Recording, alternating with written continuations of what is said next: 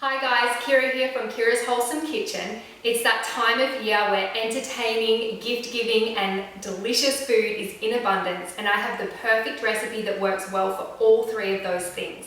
Actually, it's my most popular recipe, and that's my salted caramel crunch slice, and I love to make it every year for all of my friends and family.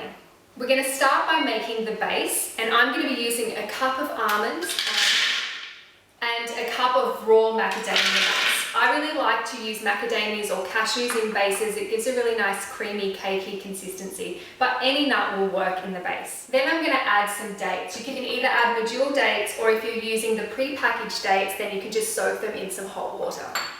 Next, I'm going to be adding 2 heaped tablespoons of cacao powder, and we're going to adjust that to taste later on. And I've got a really good spoon of coconut oil, which is going to help bring it together. Now we're going to process that to a really fine crumb until it comes together in a ball in the processor. Now we're going to press the mixture into a container lined with baking paper.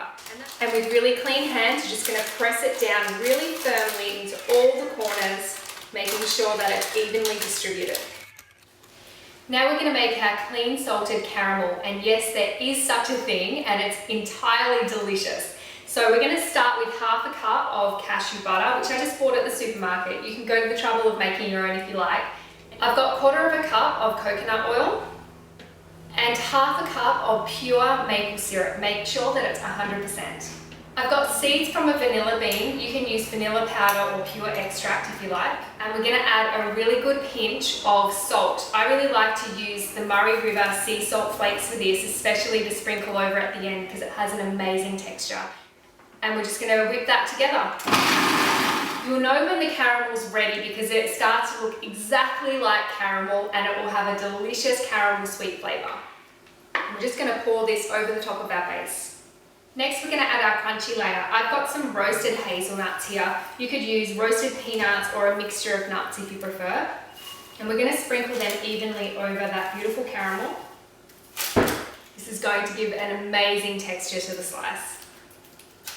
Our final layer is our chocolate layer. On my website, you can find the ingredients to make this all by yourself, or you can get a beautiful organic chocolate from the supermarket. I love to use the Green and Blacks brand. You can get 70 or 85% depending on your taste. It's quite low in sugar, and you simply just need to melt it. What I've done here is I've gotten 2 of my stainless steel bowls. I've added some boiling water and just put my bowl of chocolate into it and let it sit there while I was making the slice. That's the easiest and safest way to melt your chocolate. And we're just going to pour this all over the top nice and evenly. This slice is sweet, it's salty, it's crunchy, it's got everything you need for a delicious dessert. So we're going to pop it into the freezer now to set, and then we're going to cut it up and I'm going to show you how you can serve it as a gift.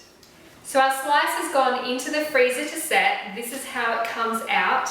You want to use a hot knife to slice through that beautiful crispy topping. You can serve it just like this for afternoon tea, or if you can bear to part with it, then you can give it as gifts. I found these really cute bags for $1 a packet at Kmart, and I've just trimmed them down to size. I also love to gift my clean Ferrero share balls. You can get that recipe on my website and on my YouTube channel.